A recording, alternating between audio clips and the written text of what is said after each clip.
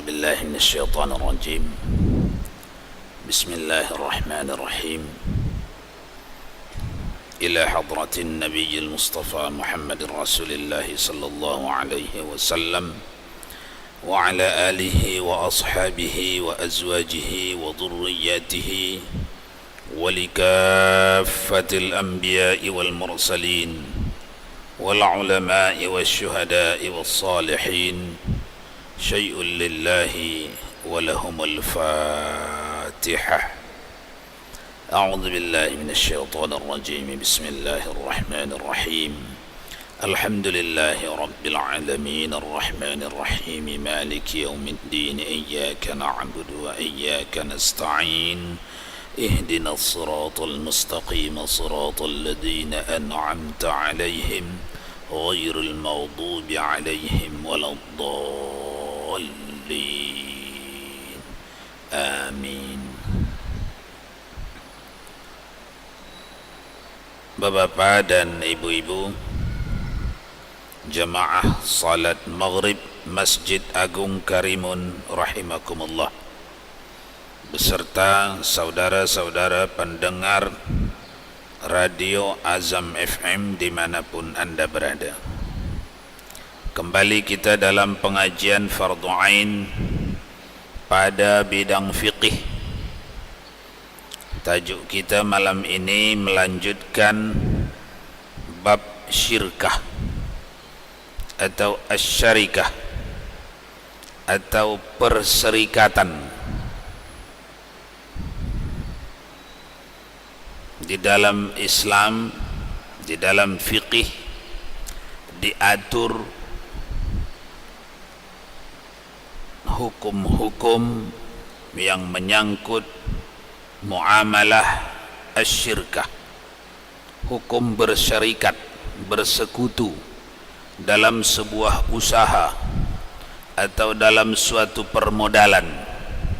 Oleh karenanya, sesiapa yang menjalankan bisnisnya bersyarikat dalam bisnis dengan orang lain atau pihak lain mengikuti konsep-konsep syariat Allah, maka usaha itu adalah ibadat. Sebaliknya, kalau perserikatan dalam sebuah usaha tidak mengikuti perintah fiqih, maka usaha itu maksiat. Maksiat artinya mengerjakan dosa dalam setiap langkah-langkah usaha itu. Oleh karenanya, orang yang akan membangun sebuah usaha yang sifatnya syarikat dengan pihak lain atau orang lain wajib mempelajari fardhu ain, mempelajari hukum-hukum syarikah. Kalau belum lagi hendak bersyarikat dengan perusahaan orang lain atau dengan pihak lain, fardhu kifayah mempelajarinya. Kita dah mulakan dahulu tentang syarat-syarat perserikatan. Definisinya dah lewat kita bincangkan, yaitu syarikah itu suatu harta yang dimiliki oleh dua orang atau dua kelompok atau lebih. Dua orang atau tiga orang, dua kelompok atau tiga kelompok, dah lewat dulu. Kemudian kita lanjutkan pada malam ini dengan pembahagian syirkah, bagi pembagian keuntungan. Nombor tiga ya. 1 dan 2 sudah. Yang ketiga, perserikatan untuk bersama-sama menanggung harta pembelian satu barang, baik secara hutang maupun secara kontan, dengan keuntungan menjadi milik bersama. Artinya, diaturlah kesepakatan sebelum syarikat dijalankan. Berapa bagian si A dari keuntungan, berapa bahagian si B, si C, disesuaikan dengan jerih payahnya ataupun modalnya yang ada di sana. Syarikah. Tidak, yang batil, dalam kurung batil di situ ialah apabila ditanyakan kepada uruf, perkara itu tidak adil, atau juga untung-untungan, nasib-nasiban. Yang dua ni dalam syarikat dihindari, karena yang dua ni batil, haram.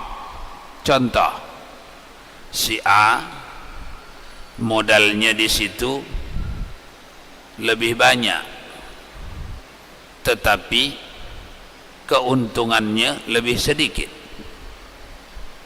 atau tanggung jawabnya lebih besar, tapi keuntungannya lebih sedikit. Batil. Ditanyakan pada orang ramai kata ini zalim, itu batil. Atau contoh lain, dalam perserikatan kita ni ada unsur untung-untungan. Untung-untungan. Ayo menanam modal di sini, di tempat di perusahaan saya ni, di antara saudara-saudara penanam modal akan ditarik undi. Siapa yang bernasib baik memenangkan undian, maka dia mendapat keuntungan sekian atau sekian kali lipat. Maka orang-orang menanam modal di sini tujuannya hendak mendapat kemenangan. Ini pun termasuk batil.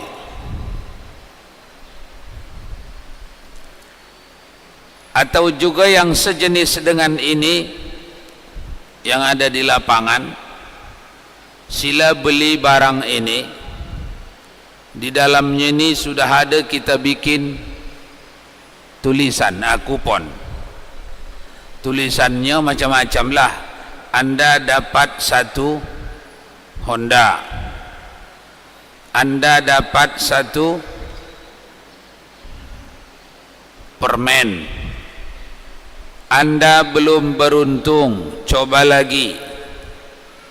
Setiap orang yang membeli ini niatnya hendak mendapatkan Honda, maka dia ini batil. Sepintas nampak sah, macam sah halal. Halal menjual barang, halal membelinya, dengan akad, dengan ijab qabul, halal.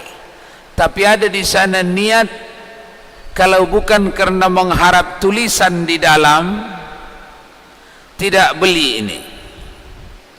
Ini jual beli haram. Begitu juga menanam modal, cepat-cepat tanam modal. Siapa pembeli saham terbanyak, 10 orang terbanyak, dia akan mendapat apa namanya itu? Mendapat fee sekian. Maka semua orang hendak cepat-cepat menanamkan modalnya. Atau di antara penanam saham ini akan dibuat undian, yang keluar sebagai pemenang nomor 1 ini dapat rumah. Jadi orang menanam saham niatnya bercampur keinginan mendapat rumah, batil. Batil. Ini berlaku di banyak perkara. Merek sabun, banyak sabun, sabun ini, merek ini, merek ini, merek ini. Di antara merek-merek yang ada tulisan Di dalamnya kalau Anda beruntung boleh mendapat kupon 1 miliar. Maka ketika Anda membeli sabun itu, merek yang itu, ada niat bercampur, memang nak pakai, memang tiap hari pun pakai sabun, memang mesti beli sabun, tapi membeli kepada merek ini bercampur keinginan sambil beli sabun, mana tahu kena pula. Eloklah merek yang ini yang ada hadiah ni, beli. Batil. Jadi macam mana yang boleh? Memang sabun itu Anda perlukan, memang harga sabun itu sesuai dengan uruf, tak melebihi. Tanpa ada hadiah memang Anda memerlukan sabun itu halal. Walaupun Anda kata, oh memang saya perlukan sabun ini, tapi niatnya di dalam membeli kerana ada tulisan, kalau tak ke merek lain yang Anda beli, batil. Macam dulu di tahun 80-an SDSB, ingat lagi tak? Berdalihlah beberapa orang di luar sana, kita memang ikhlas beli kertas tu, beli kupon tu, tak menang pun ustaz tak ngapa. Itu di mulut. Tak menang pun katanya tak ngapa, tak marah. Ialah memang tak marah, sebab marah pun awak tak ada orang dengar.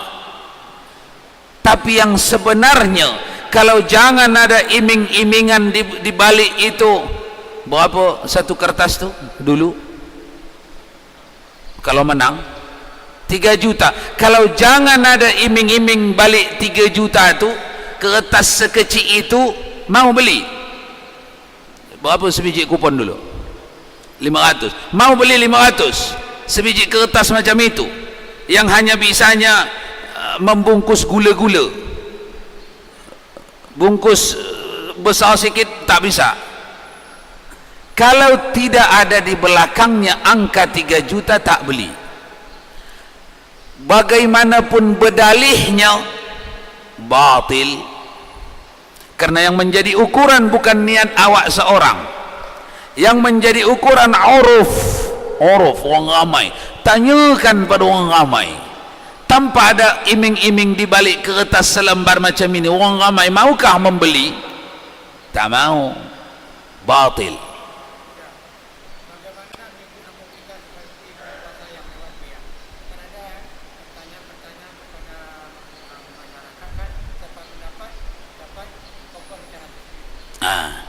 Hendak berilmulah dia. Kalau yang ditanyakan tu yang baik-baik, hendak berilmulah yang menjawab tu.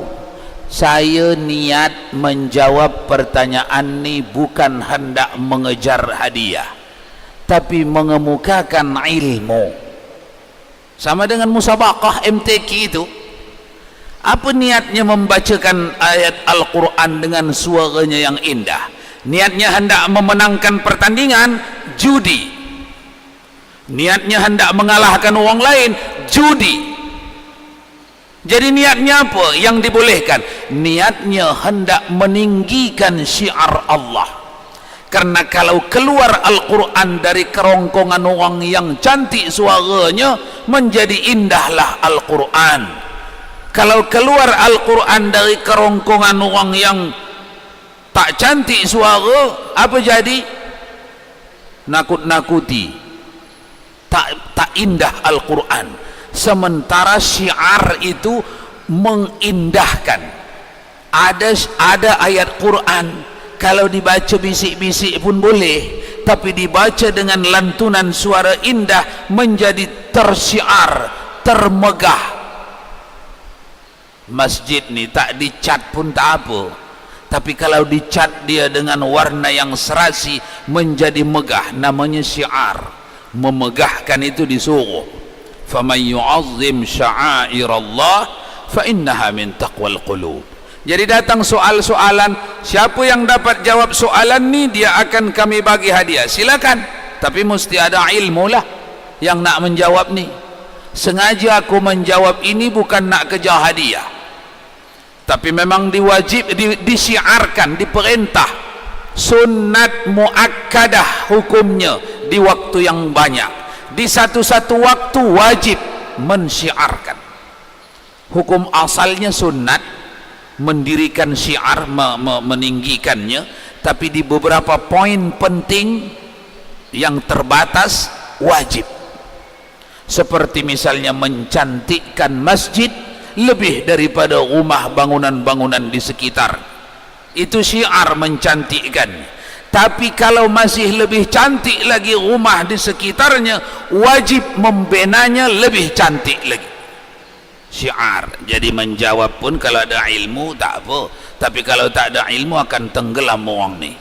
Dia menjawab hanya untuk mendapatkan kupon atau hadiah. Berjudilah dia. Baik. Assalamualaikum warahmatullahi wabarakatuh. Waalaikumsalam. Bagaimana hukumnya seperti arisan sendiri Pak Ustadz? Arisan? Ya, arisan. Kadang yang pemegang arisan itu katakanlah ketuanya, kadang ya mungkin melalui kesepakatan kali di tahap pertama dia yang mendapat, dia yang istilahnya yang menerima lebih dulu. Bagaimana hukumnya itu sendiri? Apakah dia termasuk kepada perserikatan ataukah itu juga adakah unsur-unsur riba di situ Pak Ustaz? Oh, mungkin maksudnya macam jula-jula ya. 10 orang berkumpul 1 juta 1 bulan atau 10 juta 1 bulan, setiap sebulan 1 orang menang 100 juta, besok bulan kedua 100 juta, bulan ketiga 100 juta. Syirkah juga itu. Jangan asal tidak dibangun di situ unsur riba atau perkara-perkara yang haram seperti yang tadi, itu tak ada masalah, boleh sekadar seperti bergotong royong memakai dan meminjamkan. Orang yang pertama menerima, dia memakai modal kawan-kawannya lah. Orang yang terakhir menerima, dia meminjamkan kepada kawan-kawannya yang di awal lah, dengan tidak menetapkan angka bunga. Maknanya seberapa bayaran segitulah diterima, tak ada masalah itu. Sama dengan hutang piutang, sah memberi orang lain berhutang. Sama seperti orang yang nomor 2 sampai 10, mereka mengutangkan kepada yang nomor 1. Itu maksudnya. Tiba giliran si nomor 2 pada bulan yang kedua, mereka 9 orang ini mengutangkan kepada yang nomor 2. Tak ada masalah, sah hutang berhutang, asal jangan menambah di situ beban-beban yang sifatnya untung-untungan, spekulasi. Masalah syiar Al-Quran tadi Pak Ustaz. Masalah Al-Quran. Ya, seperti musabakoh. Kalau kita tengok musabakoh baik tingkat, katakanlah tingkat daerah sampai tingkat nasional, saya yakin semua ulama mendukung Pak Ustaz ya. Tapi ketika untuk menjalankan apa yang sebenarnya diperintahkan dalam Al-Quran itu, banyak yang ulama kadang diam 1000 bahasa. Bahkan yang dulunya dia mendukung untuk melakukan musabakoh, bahkan bisa jadi di saat untuk mengamalkan isi Al-Quran bahkan bertolak belakang daripada dia sendiri. Kenapa kebanyakan seperti itu Pak Ustaz? Dan bagaimana pula hukumnya orang yang dulunya mendukung untuk musabakoh tapi giliran menerapkan dia malah membangkang? Sekian Mak. Jadi jawabannya, man ra'a minkum munkaran falyughayyir biyadihi. Siapa yang menjumpai kemungkaran, hendaklah wajib dia cegah dengan tangannya. Orang-orang yang faham akan Al-Quran, apalagi maksud Al-Quran, mereka tidak mendukung apa yang diperintah Al-Quran, atau mereka tidak melarang apa yang dilarang Al-Quran. Mereka itu jauh di bawah besok tempatnya, fid darkil asfali minan nar, kata Allah. Mereka diletakkan di kerak yang paling bawah daripada neraka. Itulah dia hakikat orang yang mengerti maksud Al-Quran tetapi tidak menjunjung apa yang diperintahkan Al-Quran. Dan ini berlaku kepada siapapun. Lalu datang fikiran orang, oh kalau begitu Ustaz, eloklah jangan mengerti kita isi Al-Quran. Kalau tidak mengerti isi Al-Quran, dua lagi soalan, datang satu lagi soalan, sebab apa tak mengerti? Kalau sebab dah berusaha tapi tak juga mengerti, ma'fu. Kalau ada peluang untuk mempelajarinya tapi tak mempelajarinya, dua kali lagi teruk daripada yang mengerti. Nah, bagaimana dengan zaman kita ni? Jawabannya, qu anfusakum wa ahlikum nara. Kalau anda lihat ada banyak orang yang akan tenggelam, minimal selamatkan dulu diri, kemudian keluarga yang paling dekat-dekat. Nak kata apa lagi? Tak terselamatkan ramai, tak apalah, sikit yang dapat selamatkan, sikitlah. Nabi Nuh mengajak umatnya sedunia ni agar beriman kepada Allah, tak mau juga. Allah akan menghukum umatnya, lalu Allah memerintahkan, ajaklah kerabatmu, saudaramu masuk ke kapalmu itu supaya selamat. Yang tak masuk di kapalmu itu memang tak tersisa.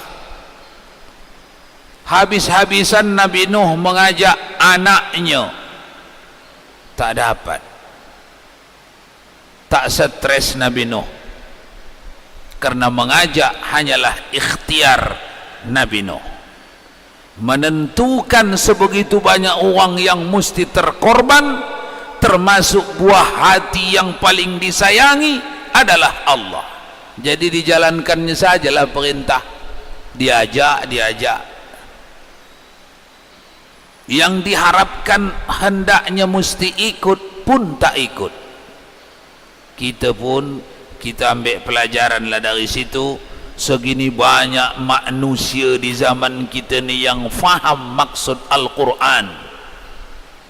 Kita tengok di hadapan kita diinjaknya maksud Al-Quran itu, atau bahkan dibelokkannya lagi.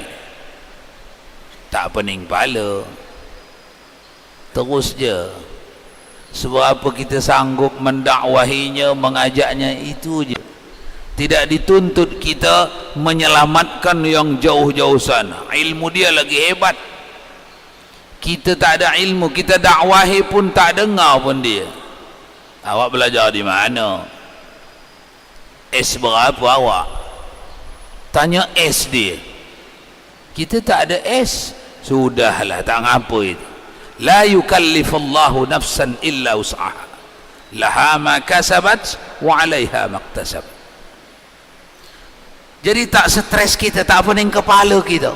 Di tengah-tengah dikelilingi kita oleh orang yang faham akan maksud syariat tapi tidak menghormati syariat, bahkan membelok, menambah, mengurangkan syariat. Tak stres kita, no problem itu, tak ada masalah. Sebab apa yang mampu kita ajak, kita ajak. Sebab apa yang mampu kita dakwahi, kita dakwahi. Yang lebih daripada itu, natawakkal ala Allah. Makanya pejuang di dalam Islam, perjuangan dalam Islam bukan mesti sukses. Perjuangan dalam Islam, jihad dalam Islam mesti maksimal, bukan mesti sukses. Sukses itu bukan urusan kita.